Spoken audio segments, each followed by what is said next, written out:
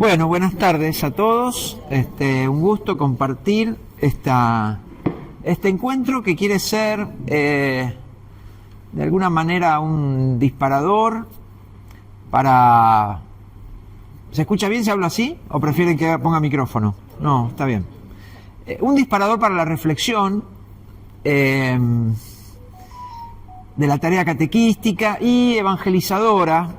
Cuando avancemos en la charla vamos a distinguir esas dos cosas, pero que van juntas. Y bueno, el Papa Francisco, digamos, nos invitó a una iglesia en salida, misionera, y a partir de su magisterio, también la iglesia propuso un nuevo directorio. Así que con esas dos claves vamos a compartir algunas claves, pues así, porque estamos en tiempo de muchos cambios y ninguna cosa que uno diga es muy definitiva. Todo vamos viendo, hay como algunas certezas que vamos recuperando o descubriendo y otras que nos vamos preguntando, ¿no? En primer lugar, entonces, nos vamos a basar en estas dos cosas. El directorio para la catequesis, que salió en el 2020, nada que ver con la pandemia, ya lo tenían preparado y justo coincidió. Es el tercer directorio que sale después del Vaticano II. El primero salió en 1971,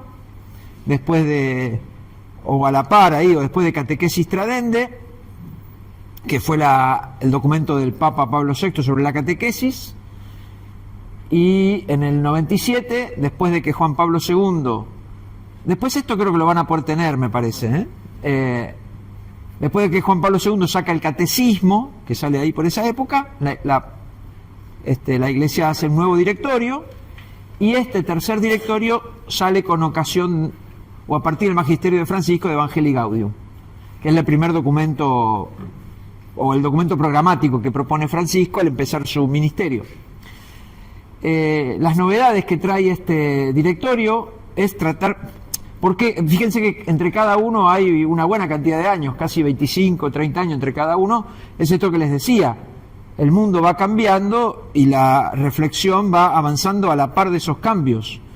Una iglesia que no piensa cómo dialogar con el mundo va perdiendo lugar.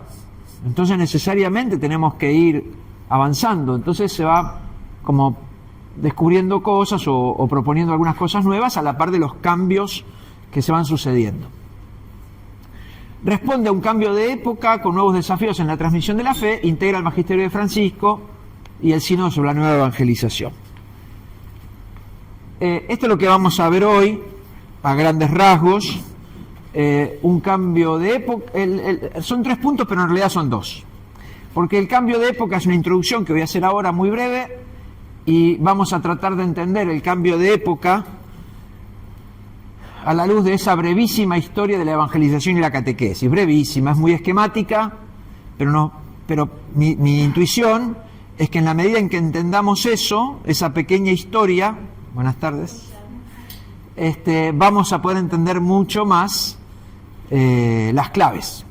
Porque en el fondo esas claves es recuperar algunas cosas que se habían perdido o que han quedado en el tiempo, o recuperar incluso las intuiciones de la iglesia de los primeros siglos. Así que son 3 puntos, pero le diría 2. Un cambio de época. Esta frase que está ahí, no estamos en una época de cambio, sino en un cambio de época, es una frase que la dice todo el mundo, también la dijo el Papa Francisco, no tengo la cita ahí directa, pero la dijo en un saludo de Navidad a la curia romana. Pero es una frase que todos la hemos escuchado. No es una época de cambio, es un cambio de época.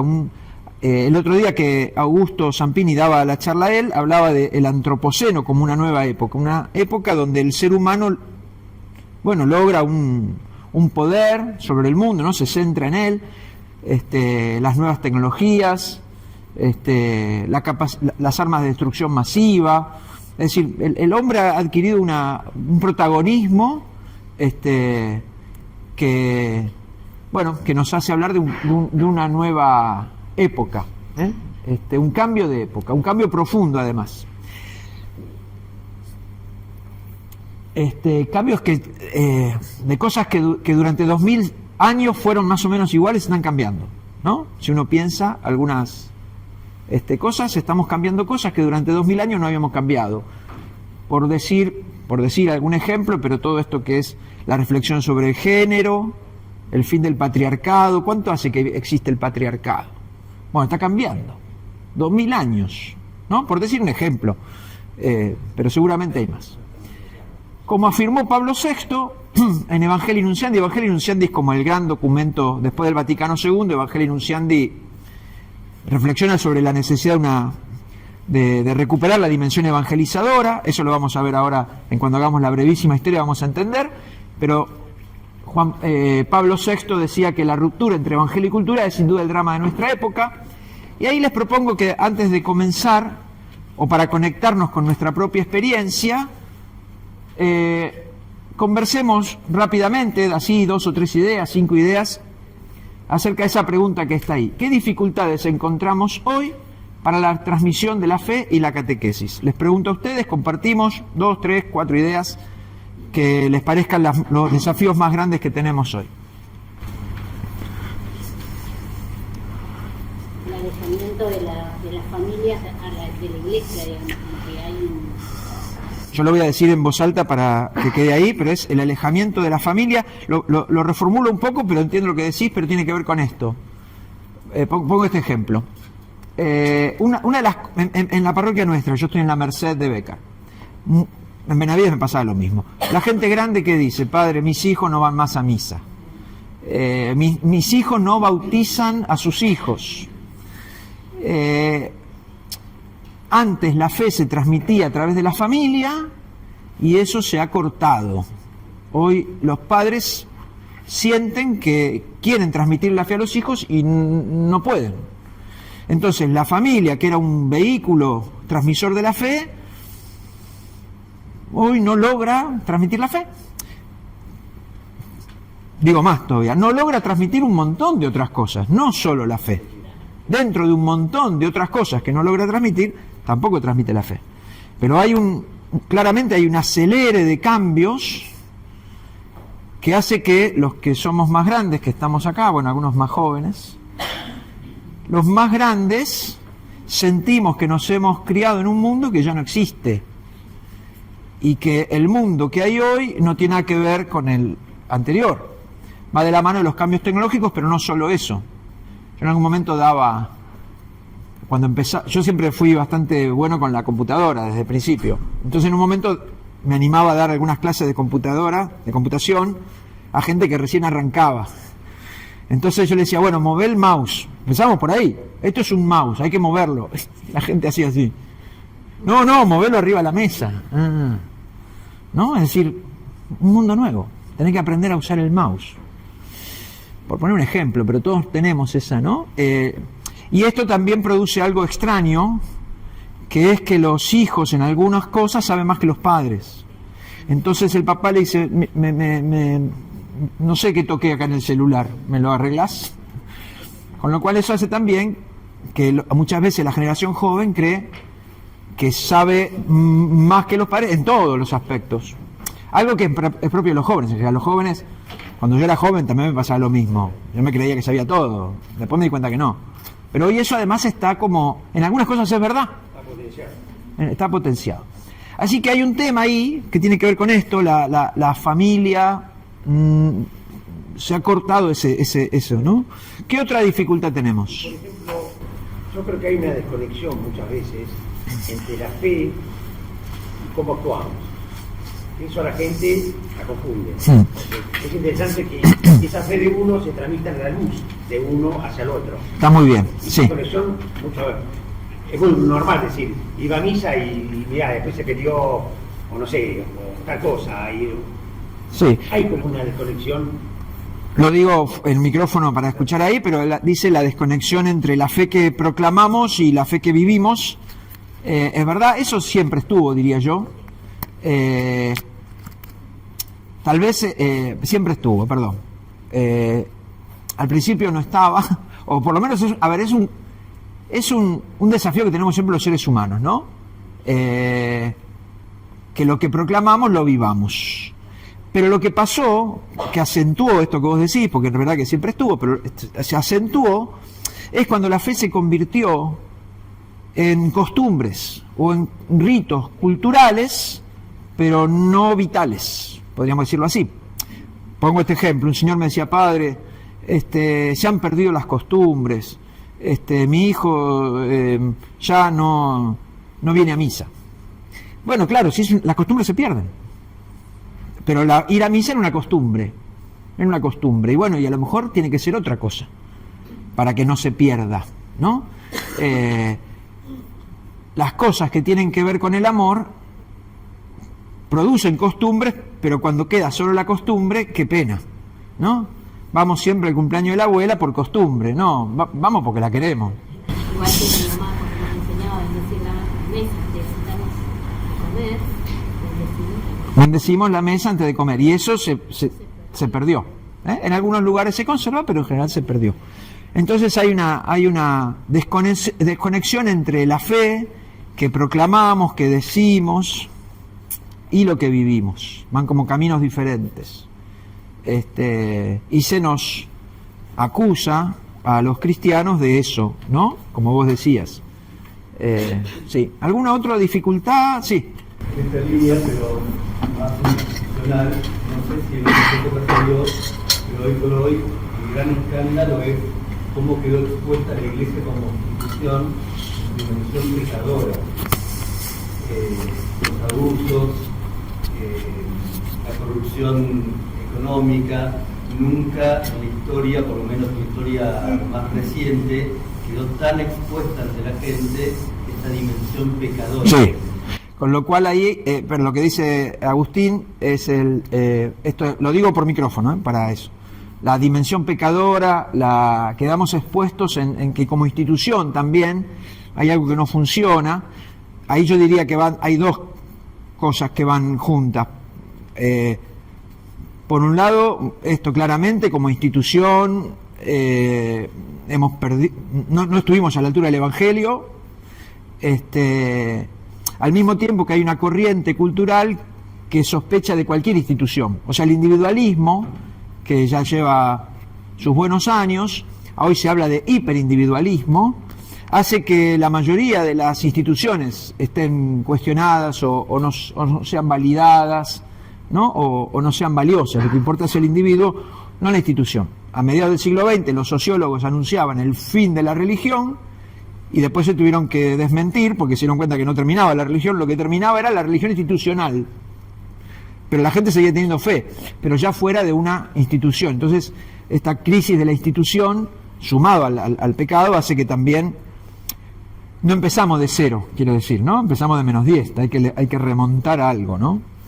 Sí, David se hizo mucho más abierto a las denuncias ahora que por los abusos hay abusos de hace 20 años, pero... Por suerte creció la conciencia y en nuestra diócesis además se habilita la facilidad de que cualquiera pueda hacer una exposición. Es mucho más visible, creo que... Sí. También me parece que una de las trabas que hay es que muchas familias son encambiadas y piensan que la Iglesia los discrimina, ¿no? Uh-huh. A nosotros no, de nuestra parte los discrimina, que no es así, pero bueno, a veces hay que explicarle o te vienen y te dicen, no, pero yo puedo bautizar a mi hijo por este motivo, pero yo estoy... Sí, hay muchos lugares que igual piensan. Igual te discriminan. En algunos lugares dicen, la Iglesia me discrimina, y en algunos lugares es verdad. El Papa Francisco dice lo contrario, ¿no? Para todos, ¿no? No hay una discriminación que a este le anuncio el Evangelio y a este no, para todos. Después se verá. Pero ahí está también un tema en algunos lugares, parroquias, a veces la bajada es diferente, es distinta a lo que anuncia el Papa Francisco. Claro. ¿No? Claro. Esto de que cada sacerdote tiene su libro, o a veces laicos que se toman el tema y creo que también influye en esto. ¿Cómo llegamos a anunciar esta fe, ¿no? Sí, a lo mejor esto va de la mano de esto que decíamos del individualismo, que hace que cada uno, bueno, se ha perdido como esta dimensión más de unidad o institucional. También los Sí. ritmos de la vida, los ritmos de la Sí, vida, sí. las familias han cambiado. También. Hay una vorágine donde ya no se comparte tanto tiempo. Y encima, la sociedad, este mundo en el que vivimos, tiene una oferta de un montón de cosas para entretenernos que hace que Sí. por ahí esas charlas, esas conversaciones, la mesa compartida, el rezar, el acompañar al hijo a dormir, hay cosas que fueron... No solo, sí. También hizo de las catequesis. Hay muchos padres que llevan a Fuerte. los chicos y Ay, es como que los dejan, no quieren compartir. Los padres que llevan a los chicos a la catequesis los dejan y no quieren compartir. Como que piensan que somos niñeros, que no quieren compartir o aprender eso que vos le estás enseñando a ellos, que va a ir a su casa, que ellos tienen que compartir eso. Muy bien. Vamos a dejar acá porque esto era para ir tomando conciencia de esta dificultad. Hago como un resumen o de unas categorías. Hay dificultades que vienen de la propia cultura, hay dificultades que vienen de la propia institución, podríamos incluso de las propias personas, esta incoherencia en el que vivimos. Hay dificultades que vienen del ritmo de vida, de la mano de lo que vos decías antes, que vos, recordame tu nombre. Graciela, ahí está, Graciela. Sumaba a esto que vos decís, la multiplicidad de ofertas, también la multiplicidad de ofertas religiosas. O sea, hace unas décadas atrás, en Occidente, hablar de fe era hablar de cristianismo, no había otra opción. Hoy en día, bueno, puede ser de fe, puede ser no solo que el cristianismo se dividió también, católicos, evangélicos, etcétera, otras propuestas que se asemejan pero que no son cristianas, testigos de Jehová, etcétera, y el movimiento de la New Age, budismo, etcétera. O sea, vos hoy, cuando hablas de espiritualidad, no necesariamente estás hablando de algo cristiano. También eso. Entonces vos salís a competir con otras ofertas. Entonces, vos vas a la iglesia y lo que ves, por ejemplo, en la Merced, un Cristo gigante, lindísimo, pero cuando vas a otro templo no católico hay un cartel que dice pare de sufrir. ¿A cuál entro? En la Merced después tenés el otro que es el Cristo misericordioso, pero que está bien que esté ahí porque decís, ¿no? Que es nuestra sensibilidad. Bueno, nada, vamos a ver, la idea es ahora, este cambio de época que estamos viviendo se entiende porque venimos de una época y estamos pasando a otra, pero ya hubo un cambio de época. Esto es lo que yo quiero como contar. Los que estuvieron en el encuentro el otro día es un poco lo que vimos, pero es como entender que no es el primer cambio de época, ya hubo uno y que tuvo muchos aciertos y hoy como que estamos volviendo para atrás. Lo van a entender cuando avancemos. Brevísima historia de la evangelización y la catequesis, muy breve, esquemática, en 3 momentos. Del bautismo a la primera comunidad cristiana, ese es el origen. Del bautismo, ahí me estoy refiriendo al bautismo de Jesús. Jesús fue bautizado y ahí comenzó algo nuevo, ahora lo vamos a ver más en detalle, y eso generó un movimiento que termina en una primera comunidad cristiana, Hechos de los Apóstoles. Esa comunidad cristiana continúa la misión y logra en 400 años que el emperador sea cristiano y que el imperio sea cristiano. Y ahí comienza una etapa que es muy larga, nosotros la vamos a decir cositas muy breves, que es lo que llamamos la cristiandad, de la primera comunidad cristiana a la cristiandad, y hoy estamos perdiendo o saliendo de la cristiandad y volviendo a otro planeta, a otro mundo. Entonces muchas cosas de las que acabamos de decir tienen que ver con estos cambios. Entonces, para poder entender lo que nos pasa hoy, me parece a mí que las claves están en esta historia que la vamos a hacer breve. Del bautismo a la primera comunidad cristiana. El principio, el bautismo y la experiencia del amor del Padre y el don del Espíritu. ¿Ustedes saben cuál es el primer evangelio que se escribió? Marcos. En el año 70, más o menos, aparece Marcos. Jesús había muerto en el año 33. Marcos tiene que escribir la vida de Jesús. Si ustedes tuvieran que contar la vida de Jesús, la vida de una persona, ¿por dónde empezás? Por el nacimiento. Bueno, entonces le pregunta, Marcos dice, yo voy a escribir la vida de Jesús. ¿Vas a empezar por el nacimiento, Marcos? No, voy a empezar por el principio. ¿Y cuál es el principio? El bautismo. El bautismo. Marcos, que escribe la vida de Jesús, el primero, después vienen Mateo y Lucas, y después viene Juan. Dice, yo voy a empezar por el principio. ¿Y cuál es el principio, Marcos? Y el bautismo. De hecho, para el mismo Jesús, algo nuevo comenzó con su bautismo. Hasta ese momento, no tenemos mucha noticia de lo que ha hecho Jesús. Lo que sabemos de antes del bautismo lo sabemos por Mateo y Lucas, que escribieron después y que cuentan algunas historias del nacimiento de Jesús, de María Virgen, del ángel y José. Pero eso lo sabemos por Mateo y Lucas. Marcos no le interesa nada de todo eso. Marcos dice, la buena noticia, el evangelio, buena noticia, comienza con el bautismo de Jesús. Porque cuando Jesús se bautizó, se abrieron los cielos y una voz le dijo, vos sos mi Hijo muy amado, en el que tengo puesta toda mi predilección. Y el Espíritu Santo descendió sobre él como una paloma. Y a partir de ese momento Jesús deja la carpintería de Nazaret, se instala en Cafarnaúm y comienza a anunciar una buena noticia. Jesús, Marcos lo cuenta con estas palabras. Jesús decía, el reino de los cielos está cerca, o el reino de Dios está cerca, conviértanse y crean en la buena noticia. Todos nosotros nos parece bastante obvio esto, y en realidad esta es la novedad. Porque si yo te digo, Dios está cerca, puede ser una buena noticia o una mala noticia. Depende de quién sea Dios. Si yo te digo, Dios viene con el hacha en la mano a cortar de raíz los árboles que dan fruto, mira que Dios está cerca, ¿eh? Uy, más vale que me cuido. Me tengo que, ¿no? Esa predicación es la de Juan Bautista. Juan Bautista decía eso. Está por venir el Mesías. Está cerca. Yo los bautizo con agua, pero Él los va a bautizar con el Espíritu Santo y con el fuego.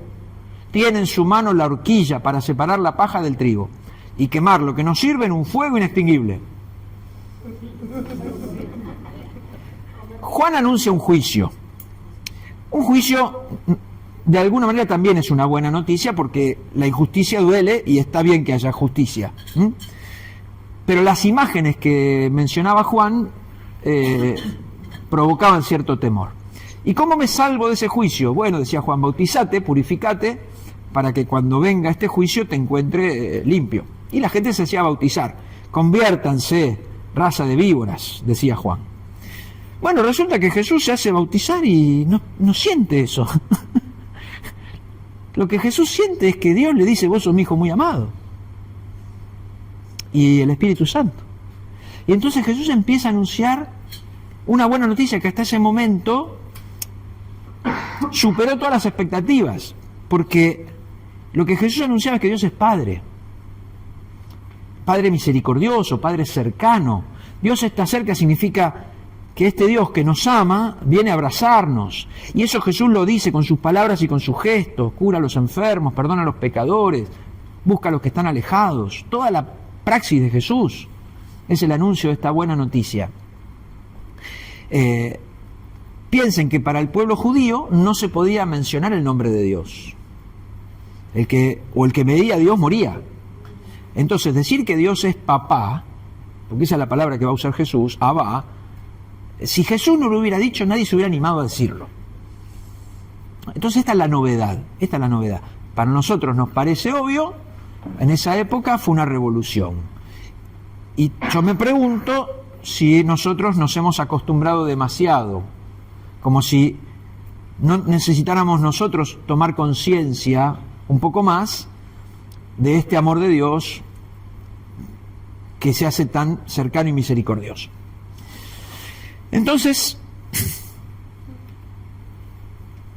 Jesús, como un sembrador generoso, así lo contaba él, empieza a anunciar esa buena noticia con obras y palabras, con milagros y parábolas. Obras y palabras, ¿no? La buena noticia se anuncia, el otro día cuando lo dimos allá en Ricardo Rojas, Jaime decía, cuando Jaime de Morea, el cura, ¿no? Trabaja con chicos con problemas de adicción. Entonces decía, cuando viene un chico con la vida rota y nosotros lo abrazamos, le estamos anunciando la buena noticia con nuestro abrazo.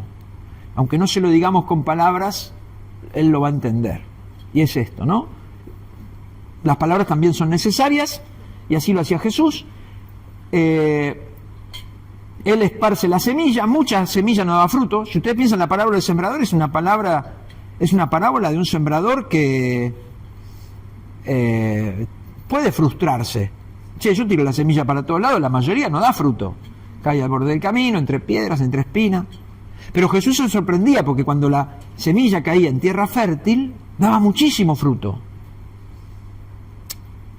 Entonces esa semilla, que es la buena noticia, puede ser que muchos no la reciban, pero al que la recibe le cambia la vida.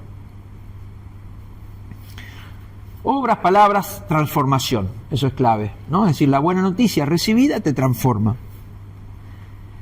Estamos haciendo muy rápido, ¿no? Jesús muere, resucita y le dice a los apóstoles, apóstol significa enviado, vayan por todo el mundo y anuncien la buena noticia a toda la creación.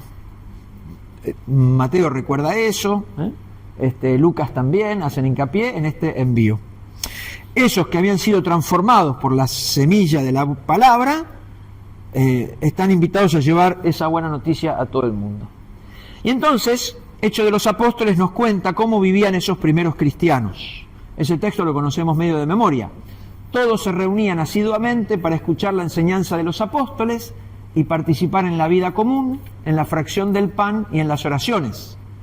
Todos los creyentes se mantenían unidos y ponían lo suyo en común. Íntimamente unidos frecuentaban a diario el templo, partían el pan en sus casas y comían juntos con alegría y sencillez de corazón.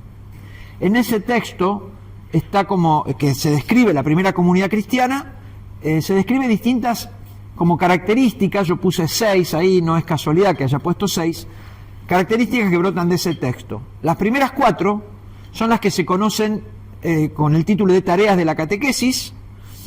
Tiene que ver con cuando vos das catequesis y querés hacer crecer la fe en el otro, tenés que mirar esos 4 termómetros, esos 4 aspectos. Cuando vos creces en la fe, conoces a Jesús, ellos escuchaban las enseñanzas de los apóstoles que les hablaban de Jesús, aprendían a celebrar, frecuentaban el templo, compartían el pan, eso es nuestra celebración eucarística, rezaban, aprendían a rezar. Ustedes, fíjense esto, ¿no? Todos los que venían, se hacían cristianos, que venían del judaísmo, sabían rezar. Pero Jesús anuncia algo tan nuevo que le preguntan, che, ¿y ahora cómo tenemos que rezar? ¿Como antes o a este Dios que vos nos estás contando que es Padre bueno? ¿Cómo le rezamos? Cuando ustedes recen, digan, Padre nuestro que estás en el cielo. Y parecerse a Jesús es tener el corazón de Jesús, los sentimientos de Jesús, tengan los mismos sentimientos de Cristo Jesús, decía San Pablo.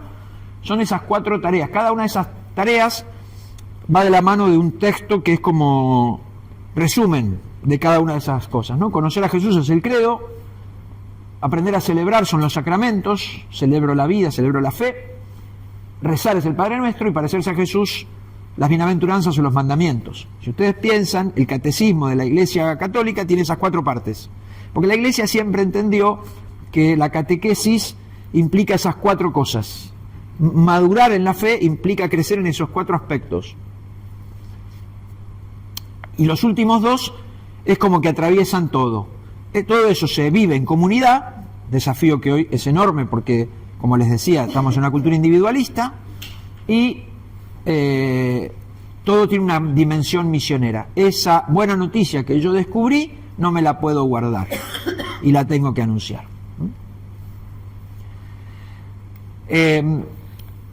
Esta época, fíjense, vamos a leer lo que dice ahí. Cuando la gente veía la forma de vida de los primeros cristianos, es decir, cuando veía el testimonio, cómo viven, cosa que lo decía Sebastián hace un rato, hoy a veces cuesta que cuando, o lo que decía Agustín, ¿no? A veces cuando ven cómo vivimos, no creen en Dios, más bien los espantamos. Entonces, al revés de lo que decía Jaime, ¿no? Cuando yo abrazo a un chico y se siente recibido, entonces ahí sí.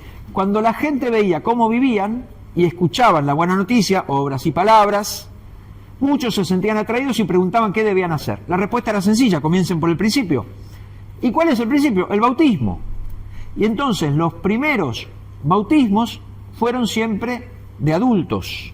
A ese adulto que se acercaba para integrarse a la comunidad cristiana, había una institución que se llamaba catecumenado, que era la catequesis, que tenía esas 4 partes. Un precatecumenado, que es prepararte para conocer a Jesús; el catecumenado, que es la catequesis propiamente dicha; un tiempo de purificación e iluminación, que se hacía en la Cuaresma, y es como un retiro, si que no es un retiro, pero podríamos pensar nosotros como un retiro de preparación para recibir los sacramentos, la Cuaresma.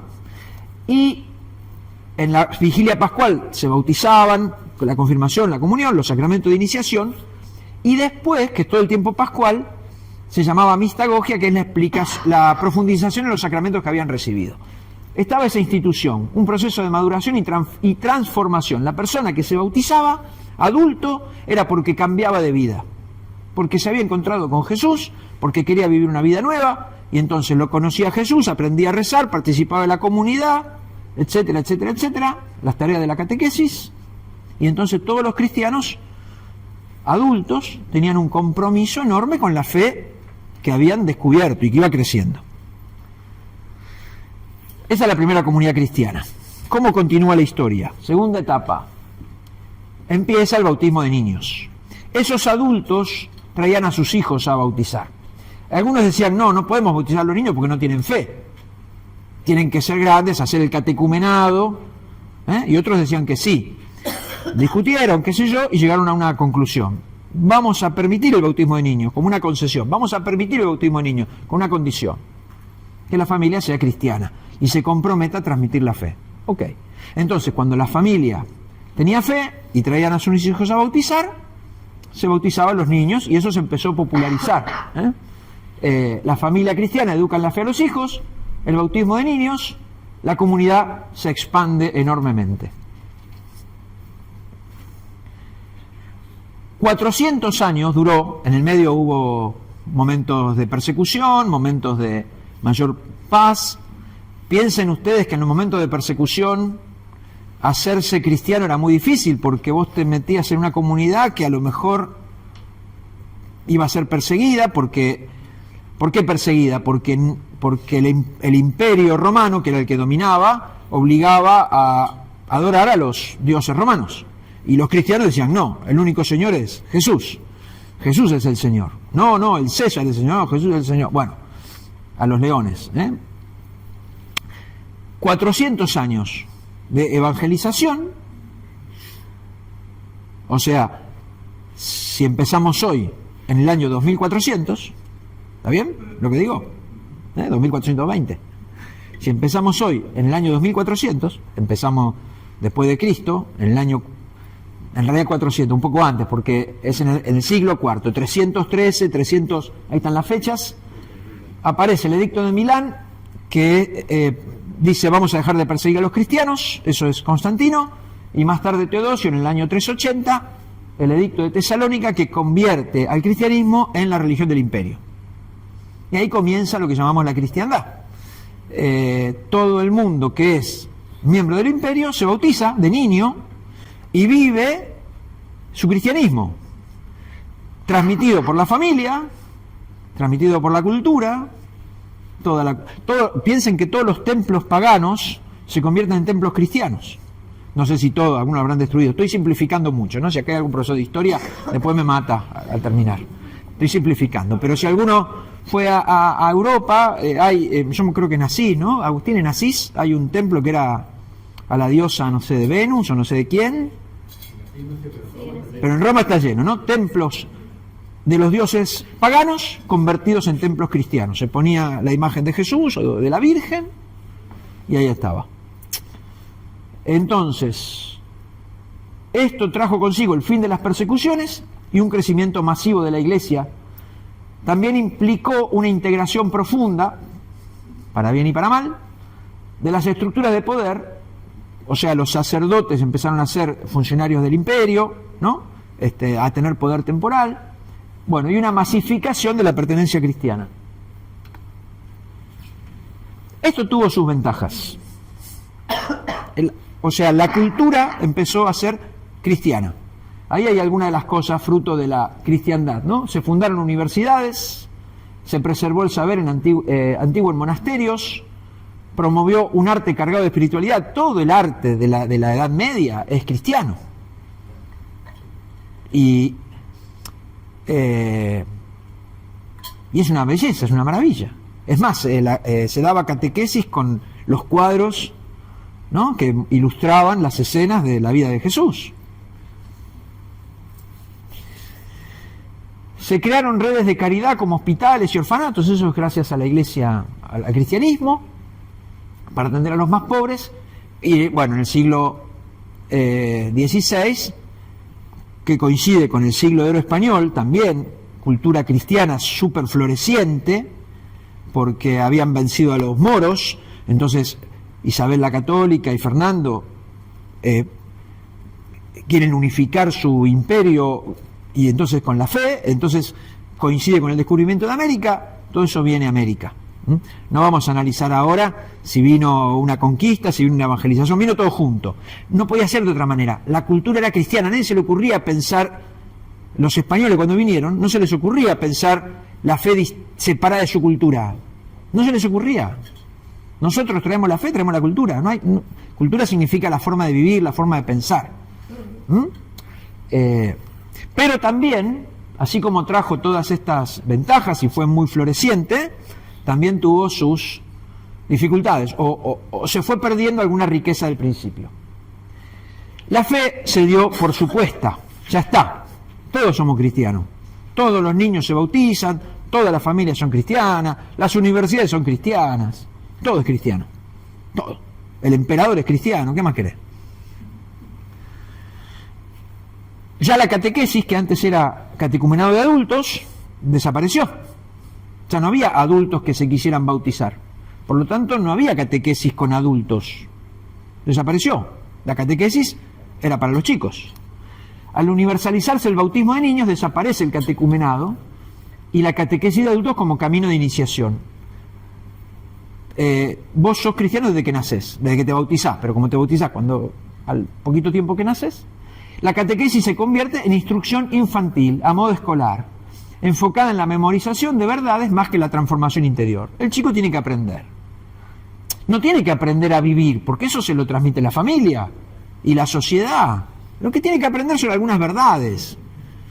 ¿Quién es Dios? Dios es Padre, Hijo y Espíritu Santo, ¿no? Las preguntas, las famosas preguntas que no sé si alguno conoció.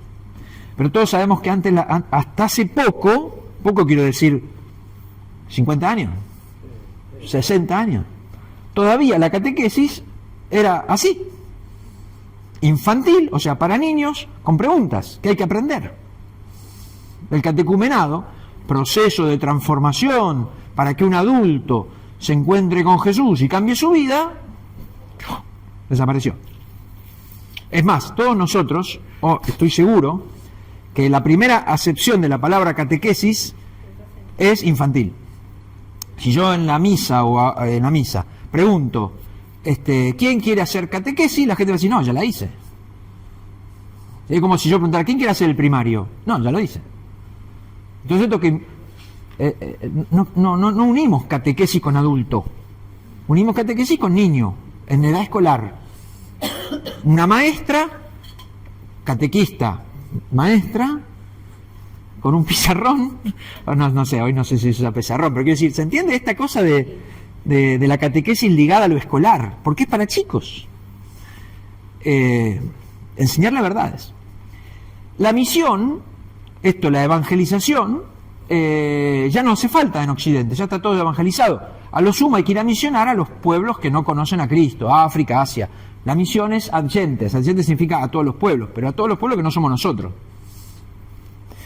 No hacía falta anunciar nada a los ya bautizados, la misión se entiende solo para regiones no evangelizadas. Y tampoco, y se pierde el querigma, que es el corazón del primer anuncio, perdió su centralidad. El querigma es el corazón de la buena noticia. Dios te quiere mucho, Dios es tu Padre, que te ama profundamente. Jesús murió para salvarte, según las Escrituras, y resucitó al tercer día, es el querigma. Bueno, no, ya está, ya todo el mundo lo sabe eso, no hace falta anunciarlo. Lo que hace falta anunciar es cómo se vive ahora que Dios te salvó. Entonces yo te voy a decir cómo tenés que vivir, porque si vos sos cristiano tenés que vivir así. Ya no te anuncio más que Dios te quiere mucho, te digo lo que vos tenés que hacer.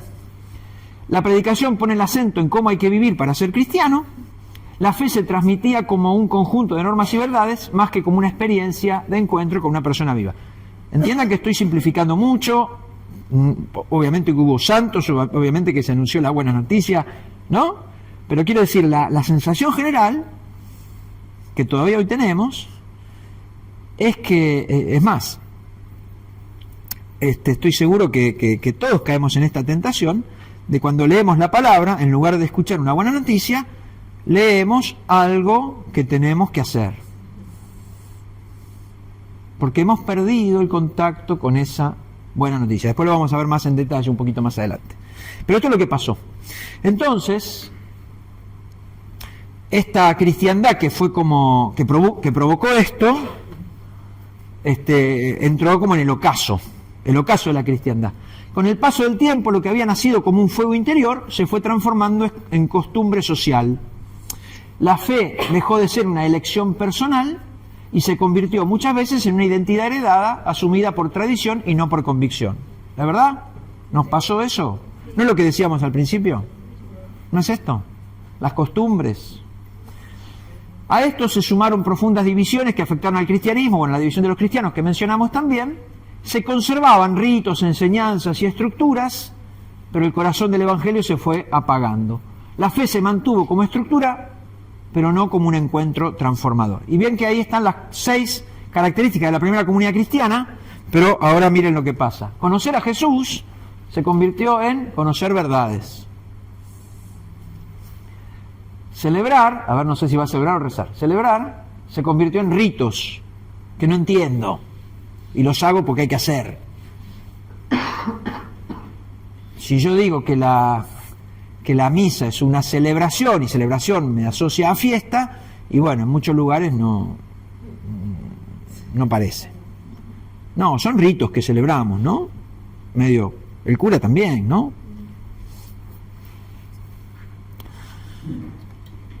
Rezar se convierte en repetir oraciones sin corazón, de memoria, ni presto atención a lo que digo, no sé ni lo que digo. Parecerse a Jesús se convirtió en cumplir normas morales, no hay una transformación profunda. Tengo que ser bueno,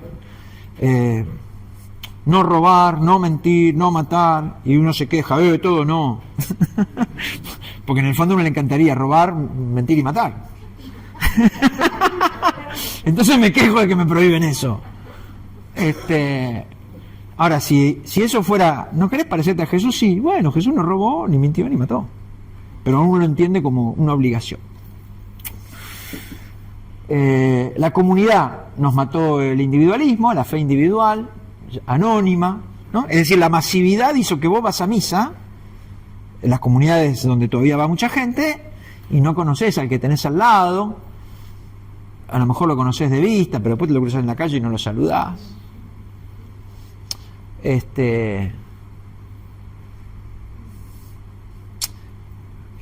Se parece más a ir al cine, donde yo me siento en la silla que me toca y veo algo que pasa ahí, pero no tengo nada que ver con eso que pasa ahí, ¿no? Y al del lado, qué sé yo. Es más, hasta el de al lado me molesta porque contesta el celular o come pochoclo en el cine, ¿no? Y en la misa a veces también. No come pochoclo, pero molesta. Bueno, y anunciar la misión a otros sin anuncio, una fe intimista, lo importante soy yo, lo que me pasa a mí, cada uno es cada uno, yo qué tengo que ver con la vida del otro, ¿no? El problema tuyo. Esto hay que estar recontra, además, acentuado, ¿no? Hoy en día. ¿no? Como el triunfo del hiperindividualismo. Que si vos tuviste un hijo con problema tuyo. Yo qué tengo que ver, ¿no? Dicen así, lo escuché, alguno dijo eso. Bueno, nada, todo eso es contrario. Bueno, y claramente, así llegamos al hoy. Esto es lo que lo que nos va pasando. Una cultura cada vez menos cristiana. Ahí hay una misa, ve todo gris, la gente con cara medio enojada, el cura debe decir, haber hablado mucho, y la gente está aburrida. Pasó lo que pasa cuando se pierde el corazón. La cultura que durante siglos fue un cauce para la transmisión de la fe, empezó a alejarse de ella. Se mantuvieron costumbres sin alma. Nadie notó al principio que muchos ya no rezaban, que otros ya no conocían la palabra. La celebración de la misa se volvió lejana, un idioma que nadie hablaba, signos que no decían nada. Recuerden que hasta era en latín la misa. Algunos pensaron que bastaba con modernizar, pero el problema era más profundo. La fe ya no era una experiencia viva. Enorme cantidad de gente recibía los sacramentos, pero a pocos les cambiaba la vida. Todo, bueno, lo que todos sufrimos y en el que estamos envueltos, ¿no? Así llegamos al Vaticano II. El Vaticano II se encuentra con eso y dice, no, muchachos, vamos a abrir la ventana, aire fresco, tenemos que recuperar algo. Pero claro, esa recuperación se fue como haciendo de a poco. A mediados del siglo XX la Iglesia sintió la necesidad de un nuevo impulso. La Iglesia se miró a sí misma y al mundo, se dio cuenta de que hacía falta una renovación, había que recuperar el diálogo con la cultura, que de a poco se iba alejando. Recordó el envío de Jesús, como el Padre me envió a mí, yo los envío a ustedes. Se empezó a entender que la evangelización no era un evento puntual, sino un proceso que incluía el testimonio de vida. Después vamos a ver eso, la evangelización es un proceso. El Vaticano pone en marcha entonces este proceso de renovación. Y ahí estamos hoy, porque acá podríamos detallar, pero no lo voy a hacer porque sería muy largo, cómo después del Vaticano II el magisterio fue avanzando de a poquito para ir descubriendo lo que se había perdido. Y entonces, casi que fue como en orden inverso. La historia empezó con la buena noticia, continuó con la misión que se anunciaba a los adultos, ¿no? Así empezó. Bueno, el magisterio empezó a decir, che, hay muchos bautizados, adultos, bautizados confirmados, hay que anunciar la buena noticia a los adultos, volvamos a los adultos. Después se dieron cuenta que para evangelizar a los adultos hay que hacer un proceso, que no alcanza con decirle algo. Y después se dieron cuenta que ese proceso empieza con la buena noticia. Y estas son las 3 primeras claves que yo quiero ver ahí, en ese orden, porque de alguna manera es como desandar el camino, ¿no? Lo primero que hoy, que el magisterio empezó a descubrir, cuando uno ve la historia del magisterio, sobre todo en América Latina, por ejemplo Medellín, Puebla, empiezan a decir, che, hay un montón de bautizados que no conocen a Jesús. Todos, nosotros también lo sabemos, ¿no? Hay que empezar a pensar que la misión no es solo ad gentes, hay que hacer una nueva evangelización. Lo dijo Puebla, lo repitió hasta el cansancio Juan Pablo II, coincidió con los 500 años de la primera evangelización, una nueva evangelización en su ardor, en sus métodos, destinada a los adultos, destinada a todos, ¿no? Pero se hablaba de 3 grupos. Los que nunca conocieron a Cristo, que en América Latina o en Europa eran poquitos, los que habiéndolo conocido nunca terminaron de hacer la iniciación cristiana, y los que habiendo recibido toda la iniciación cristiana igual están alejados, los adultos. Bueno, vamos a ir viendo esas claves. Las 3 primeras yo me voy a extender un poquito más, y las últimas son como más títulos, hay cosas, pero más títulos que se van a desarrollar en los distintos módulos, porque este es como el inicio de ciertos módulos que van con la catequesis, y entonces muchas de esas cosas se van a desarrollar en módulos específicos. Entonces yo no puedo hoy decir todo, y además sería larguísimo. 7:30. Uy, un montón. No vamos a ver todo eso. Muy largo. Vamos a ver algunas cosas. Es muy largo. ¿Cómo venimos hasta acá? ¿Recuperar esta historia ayuda a entender dónde estamos parados? Sí. A mí me parece importantísimo. Entonces voy a ir un poco más rápido. No vamos a ver vamos a ver los 8 muy por arriba, los 3 primeros un poco más, porque me parece que son los más importantes. Los otros son características que necesitamos recuperar, pero las vamos a hacer pim, pim, pim. Yo pensé que iba a ir más rápido yo, y no me dio. Tampoco podemos estar hasta las 12 de la noche. No. Bueno, vamos con lo primero.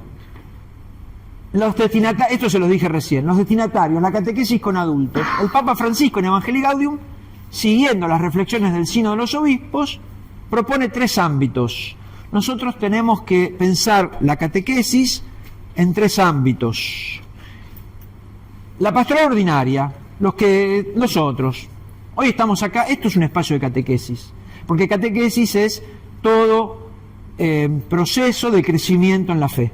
Tengo una fe, quiero crecer en la fe, hago catequesis y tengo una fe más madura.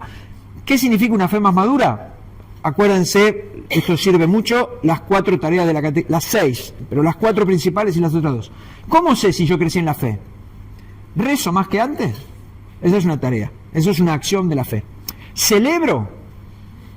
O sea, me congrego, voy a misa, comparto la fe con otros. ¿Lo conozco a Jesús? ¿Leo la palabra? Porque para conocer a Jesús tengo que leer la palabra, si no, no sé dónde lo voy a conocer. Y quiero tener los sentimientos de Jesús. Esas 4 van juntas. Nosotros muchas veces solo prestamos atención a una sola. ¿Vino a misa? No vino a misa. Los que vienen a misa son los que están cerca y los que no vienen a misa son los que están lejos. ¡Pará!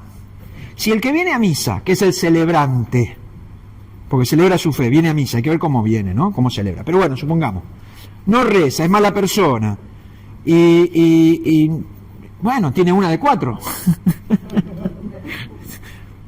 Y capaz que el que no viene a misa es buena persona y reza, tiene 2. Me está faltando una que no me acuerdo cuál es. Son 4. Bueno, después viene la comunidad y la misión, pero eso nos afecta a todos. Pero se entiende que venir a misa o no venir a misa no es no es, eso es un aspecto. La fe tiene 4. Rezar, celebrar, conocer a Jesús y tener los sentimientos de Jesús. Y bueno, y vivir en comunidad y denunciar, pero eso nos atraviesa, las 4 son como distintas y las otras son transversales. Entonces, lo primero es eso, cómo los adultos que ya vienen, la pastoral ordinaria, qué espacios, ¿no? Las personas bautizadas que no tienen una pertenencia cordial a la iglesia ni viven de acuerdo a su bautismo. Bueno, la mayoría. Y tercero, los que no conocen a Jesucristo o siempre lo han rechazado. ¿Saben la cantidad de gente que hoy nunca escuchó hablar de Jesús? No se imaginan, ¿eh? Podríamos contar anécdotas, se va a hacer muy largo, pero... el otro día decíamos, ¿no? Empezás la catequesis y empezás, bueno, en el nombre del Padre, y algunos no saben. Cuento la anécdota que es divertida y de paso. Yo que creía que tenía experiencia, cometí este error. Grupo de Cáritas, mamás de Cáritas, en Benavides. Como fin del año, nos reuníamos una vez por semana. Un grupo de mamás que hacíamos compras comunitarias. Bueno, como fin de año les invito a ir a Luján, contratamos el micro, vinieron con los hijos, fuimos a Luján, llegamos a Luján. Bajamos del micro, las mamás... ¿Alguna vez habían ido a Luján? No, nunca vinimos a Luján. Para mí Luján es la Virgen. Y empiezo a escuchar a los chiquitos de 11 años, ¡ah, un castillo! ¡Un castillo! Y dije, me parece que cometí un error. Bueno, vamos a entrar al castillo. Digo, ¿qué les digo ahora? Entonces le empecé a contar la historia del negro Manuel, qué sé yo, que me parecía algo... Para mí era religioso, pero claro, no había nada de religiosidad ahí. Padre, están repartiendo algo. Estaban dando la comunión. Sí, le digo, es el cuerpo de Cristo. ¿Qué? ¿Carne dan? Todo lo que yo decía estaba mal. No, y viene uno masticando, le digo, bueno, te felicito. Acabé de tomar la primera comunión. yo creía que sabían lo que era Luján, que sabía lo que era la Virgen, que sabía lo que era... No sabían nada. ¿Y hace cuántos años? Y hace 10 años, más. Claro. No, claro, no es ahora, hace 15 años, ponele. Entonces, si nosotros, como no salimos a misionar, o a ver, salimos, no sé, estamos como muy convencidos, o nuestra tarea es recibir bien al que viene. En general, todas las comunidades que quieren ser abiertas se ponen ese objetivo, vamos a recibir bien al que viene. Ahí nos cuesta un montón, porque si alguien viene nuevo a la misa, como somos todos anónimos, nadie lo recibe, nadie le dice nada. Bueno. También tiene que ver con una división de la iglesia, de toda la iglesia parroquial, que está dando la respuesta a otras cosas que considera, ¿no? Y me parece bien, muy importante, el que viene y primero tiene otras carencias. Entonces, a veces se ha visto desdibujada la catequesis porque primero tengo que atender otras cosas. Entonces, a veces nos olvidamos del otro, no tenemos tiempo tampoco. ¿De qué es lo otro, perdón? Y muchas veces el ámbito de la parroquia es que los chicos puedan estar en un ambiente donde puedan jugar y estar contenidos, porque sus papás están ocupando de trabajar, de lo que sea, y por ahí en ese contacto con los chicos... Claro. Fíjate que yo estaba hablando de los adultos. Sí, pero voy a eso también. Sí. Los papás que están ayudando, sí. También están por ahí. Sí, igual también la misión esencial de la iglesia es evangelizar. No es quedarme recibiendo al que viene, que también hay que recibir bien al que viene, ¿eh? Pero si yo no salgo a anunciar al que no está, no estoy siendo iglesia, así nomás. Si mi primera preocupación no es el que no conoce a Jesús, porque la misión esencial de la iglesia, Juan Pablo VI, Evangelio Nunciandi, número 14, es evangelizar. Pero ya viene eso. Esto es descubrir estos ámbitos. Los adultos, porque estaban olvidados los adultos. Porque toda nuestra catequesis es para niños. Y los destinatarios, se habla de recuperar el catecumenado como experiencia transformadora, para que no sea una celebración de cosas, sino que sea una experiencia transformadora. En la catequesis de adultos, al estar dirigida a personas capaces de una adhesión plenamente responsable, esto es lo que se entiende. Ser cristiano es una decisión. Que en un chico esa decisión la puede hacer con libertad de chico, que es menor que la libertad de un adolescente o de un adulto. Entonces, dice el directorio, ¿no? La catequesis de adultos es la forma principal de la catequesis, a la que todas las demás siempre ciertamente necesarias, son necesarias las otras catequesis, se ordenan. Esto implica que la catequesis de las otras edades debe tenerla como punto de referencia. Está diciendo la catequesis con adultos es la catequesis principal, no la catequesis de niños, la catequesis con adultos. Y ahí entonces propone recuperar el catecumenado. Eso es una discusión larguísima. ¿Podemos nosotros recuperar el catecumenado? No. Imagínate que hay una persona que se quiere bautizar y vos le decís, bueno, vamos a hacer un año. Bueno, puede ser que sí, estamos viendo eso, lo estamos estudiando en la diócesis, lo estamos viendo, pero bueno, pero por lo menos de inspiración catecumenal. Significa que la persona haga un proceso antes de bautizarse para que elija ser cristiano y conozca a Jesús y todo lo que pasaba al principio con los adultos.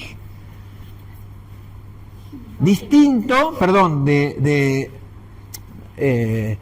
alguna práctica que es, bueno, si vos te querés bautizar, yo bautizo y no importa nada, porque total, el bautismo, eso es el bautismo de niños, que en realidad no es que no me importa nada, le pregunto a los papás si le van a educar en la fe. Avanzo, sí. Perdón. ¿Cómo podemos crear espacios para que los adultos bautizados o no redescubran a Cristo y vivan su fe? Pregunta, le dije que íbamos a tener más preguntas que respuestas, pero vamos a avanzar.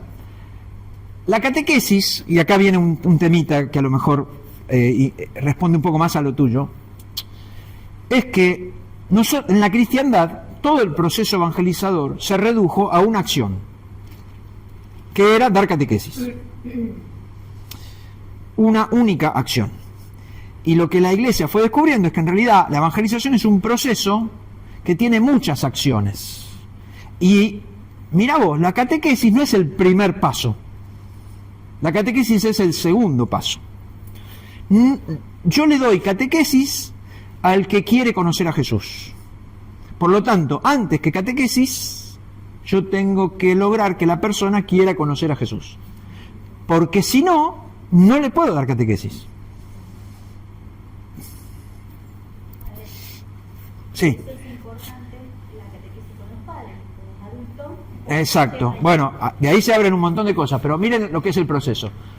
Todo empieza con la acción misionera, podríamos decir el testimonio, lo que hablábamos antes, es decir, la gente al ver cómo vivían, le preguntaban, ¿qué tengo que hacer yo para ser parte de esta comunidad? Los adultos preguntaban. Entonces hay una primera acción que es evangelizadora, que es el testimonio con obras y palabras, las dos cosas. Hoy los gestos solos pueden ser ambiguos, las palabras solas son hipocresía, necesitamos las dos cosas. Te anuncio con mis gestos que Dios te quiere mucho y además te lo digo. Para que vos me digas, uy, qué bueno que está esto, quiero conocer a Jesús. Vení que te cuento quién es Jesús. El segundo paso es la catequesis. Es la catequesis. Esos espacios que vos decías, Ani, de cuidar y qué sé yo, pueden ser un gran primer anuncio que me dé pie después a la catequesis. Y tercero, el tercer momento es la acción pastoral, que además, en clave de Aparecida, hoy decimos que la fe madura terminas convirtiéndonos en discípulos misioneros. Y ahí se continúa el círculo. Es decir, un cristiano maduro es alguien que va a anunciarle a otro con su vida y con sus palabras que Dios lo quiere mucho, y esa persona dice, uy, yo quiero conocer a Jesús, ¿qué tengo que hacer? Vení que te cuento, hace catequesis, y se va integrando a la comunidad, etc. El objetivo del primer paso es despertar el interés y suscitar la conversión. Tengo ganas de conocer a Jesús. Esa persona que tiene ganas de conocer a Jesús hace la catequesis, y yo les puedo asegurar, creo que todos tienen esa experiencia, cuando alguien tiene ganas de conocer a Jesús, la catequesis entra por un tubo. No tenés ninguna dificultad, o tenés dificultades, pero se pasan rápido, porque la persona tiene ganas de conocer a Jesús. ¿Dónde están las dificultades? Cuando vos le pedís catequesis a alguien que no tiene ganas de conocer a Jesús.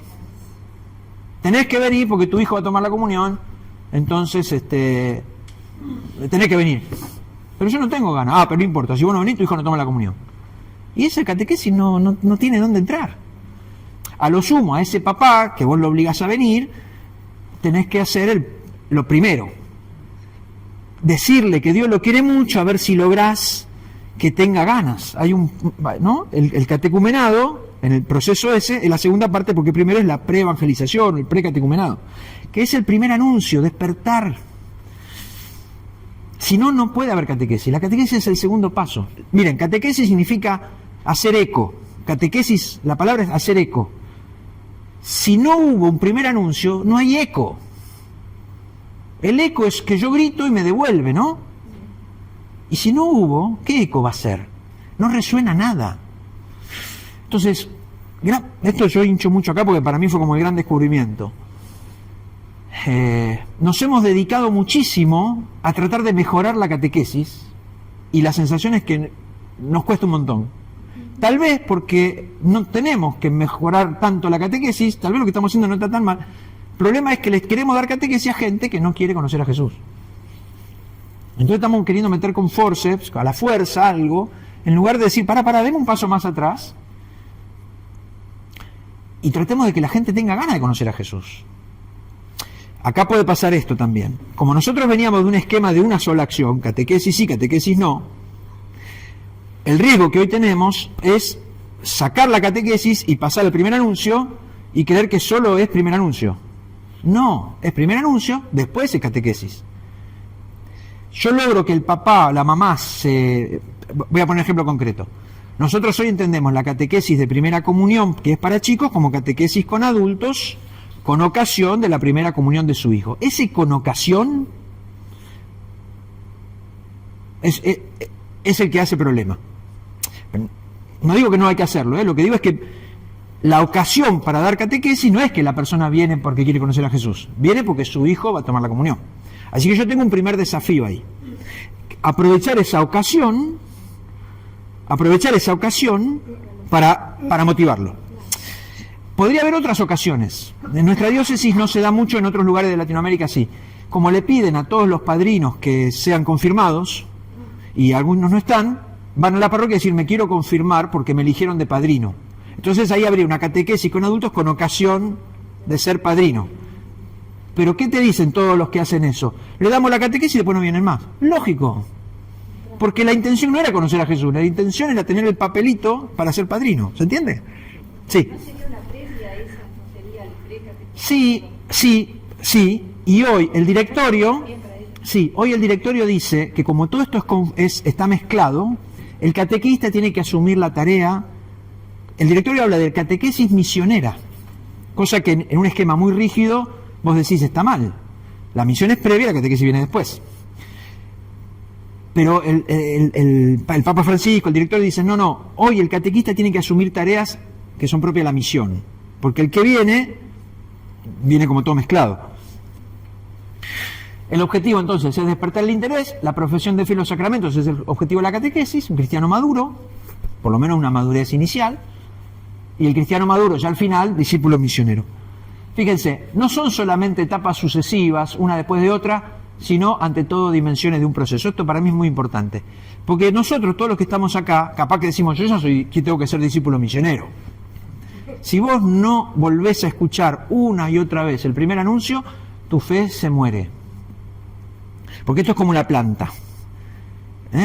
Bueno, ahora lo importante son los frutos, la raíz ya no cuenta más. No, maestro, seguir regándola, porque si no cuidas la raíz, no te vas a tener fruto. Entonces, esto dice, el director lo dice Francisco también, muy importante. El querigma, ahora vamos a pasar al tercero que es el querigma, que es esto. No es el principio para después abandonarlo por otra cosa, no, es lo que nunca tenés que dejar de anunciar. Porque el querigma está ligado al primer anuncio. ¿Cómo recuperar este proceso evangelizador? Necesitamos nuevos ministerios. Hace poco en la iglesia se instituyó el ministerio del catequista. ¿Tenemos ministros misioneros? Había, misioneras de manzana, no sé qué pasó. ¿Se acercan a nuestras comunidades personas que no han recibido el primer anuncio? Yo creo que no, porque el primer anuncio hay que salir. Puede ser que se acerque gente, puede ser, pero estoy seguro que hay mucha más gente que no recibió el primer anuncio y que no se acerca. ¿Por qué se va a acercar? Yo la verdad que no. Si vos me preguntás a mí, fuiste a, voy a poner un ejemplo tonto, pero ¿fuiste al club que está a la vuelta de tu barrio que enseñan a tirar con arco y flecha? No me interesa. Ahora, si me vienen a buscar, capaz, ¿entendés lo que digo? ¿Por qué la gente va a venir? Ahora, si yo lo voy a buscar, bueno, a buscar o anunciar, ¿no? No es ir a buscar, es anunciar. Para mí es como, fíjense que fuimos para atrás, ¿no? Adultos, pero adultos que dentro de un proceso evangelizador, y el proceso evangelizador comienza por el principio. El principio es el bautismo, donde vos celebrás que Dios te quiere mucho, que es Padre bueno. Tenemos que recuperar ese primer anuncio. El primer anuncio del corazón de la misión evangelizadora debe expresar el amor salvífico de Dios. Se dice de muchas maneras. Ahí está tomado el directorio previo que lo toma de Francisco. Previo a la obligación moral y religiosa, apelar a la libertad y transmitirse con alegría, estímulo y vitalidad. Evangelii Gaudium, Francisco lo dice así. Es un ejemplo. Él lo dice Francisco, pero hay varios ejemplos. Jesucristo te ama, dio su vida para salvarte y ahora está vivo a tu lado cada día para iluminarte, para fortalecerte y para liberarte. En esa formulación que propone el Papa Francisco, ¿dice algo de lo que vos tenés que hacer? No. Porque el querigma es lo que Dios hace, no lo que vos tenés que hacer. ¿Que entonces no hay que hacer nada?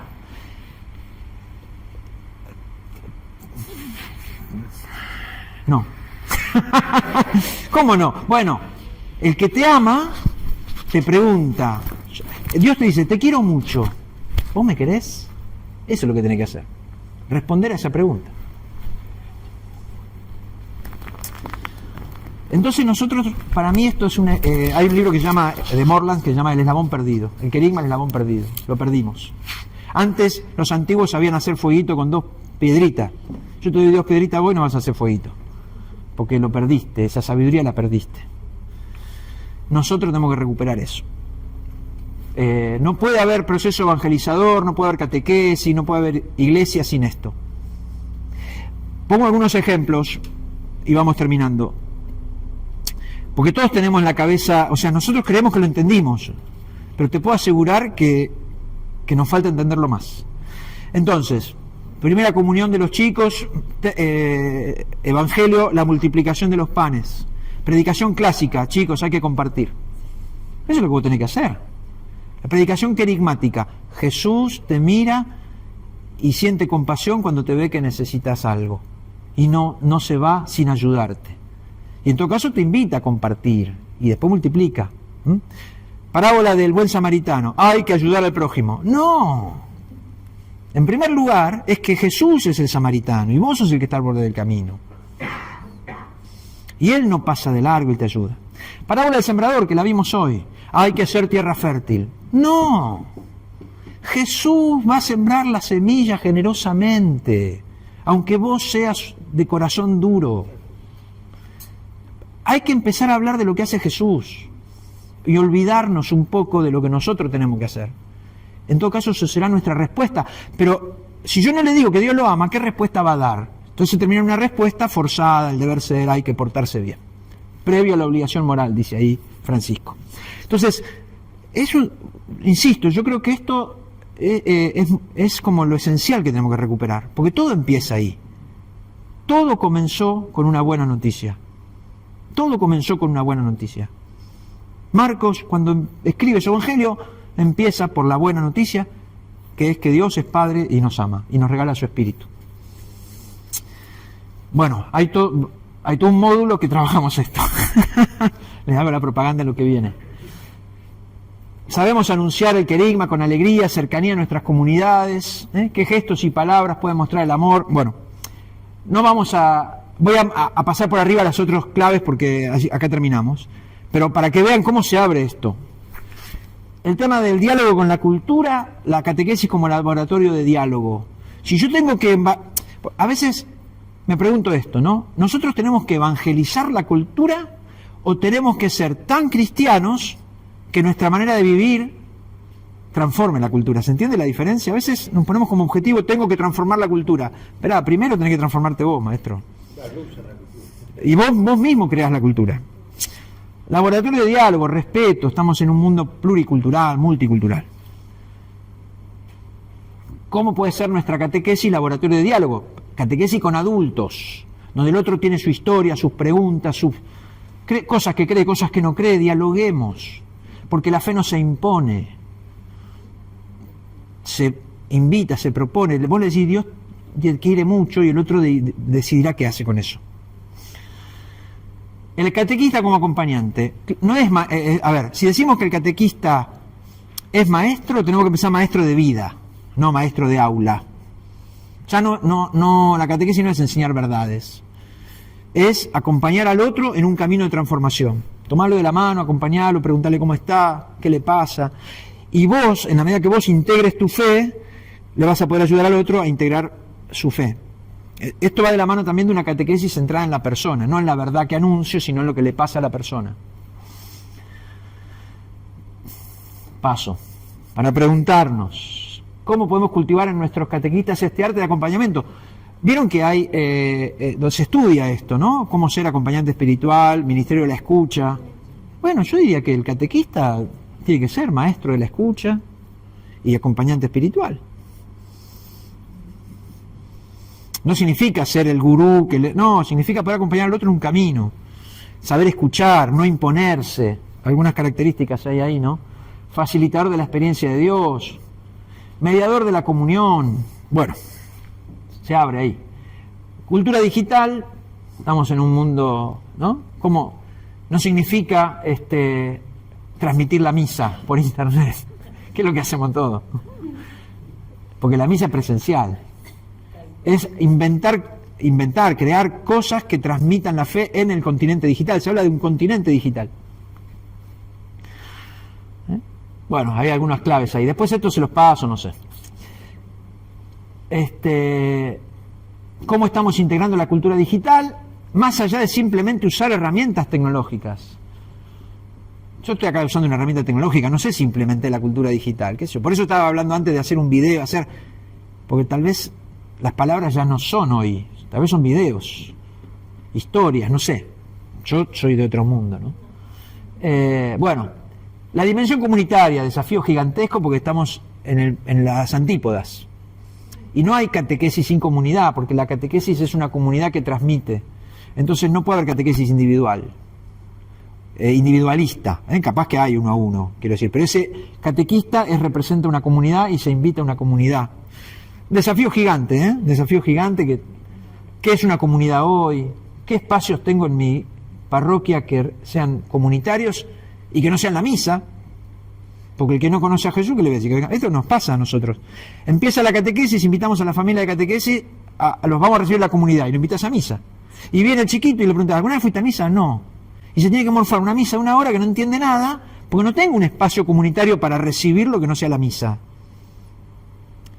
¿Se puede hacer? No lo sé. La comunidad cristiana es el origen, el lugar y la meta de la catequesis. Esto es una afirmación que se viene repitiendo en el magisterio. Lugar, origen y meta. O sea, la catequesis empieza en la comunidad, es el lugar donde se recibe y es el final de la catequesis. Bueno, preguntas. ¿Son nuestras parroquias y grupos verdaderos vientres donde nace y crece la fe? Bueno, porque la comunidad es el vientre, es el lugar donde nace.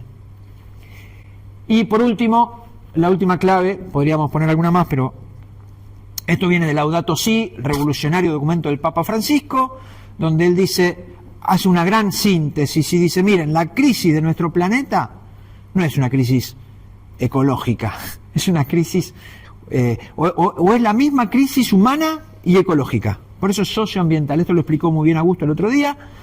Pueden escuchar la charla de él que está en YouTube, pero es esto, es decir, yo diría que a partir de Laudato Si no hay forma de que nosotros pensemos una fe que no sea a la vez transformación del mundo en un mundo mejor, incluye a los hombres, incluye a la creación. Es revisar nuestros procesos de trabajo, económicos, ¿no? Francisco habla de la cultura tecnocrática. Bueno, ¿qué lugar tiene esta preocupación porque en el fondo es una preocupación totalmente integradora? El ser humano vive en el mundo, en la casa común. No puedo yo ser cristiano descuidando la casa común. No se puede. Entonces, Laudato Si es un documento que brota una contemplación y por eso tiene una gran integración. De hecho, la frase que se repite es todo está conectado. Eso es lo que logra Francisco, conectar todo. No podemos hablar del cambio climático sin sentir que eso es causa del pecado humano. ¿No? El pecado humano. Y no podemos buscar la plenitud del ser humano si no buscamos vivir en un mundo que no lo destruyamos, para nosotros o para los que vienen. ¿Qué le vamos a dejar a nuestros hijos? Un mundo destruido. Total, bueno, eso es individualismo. ¿Esto qué me importa si van a venir después? Bueno, 8 claves para preguntarnos ahí, y termina acá porque se hizo muy largo, les pido 1000 perdones.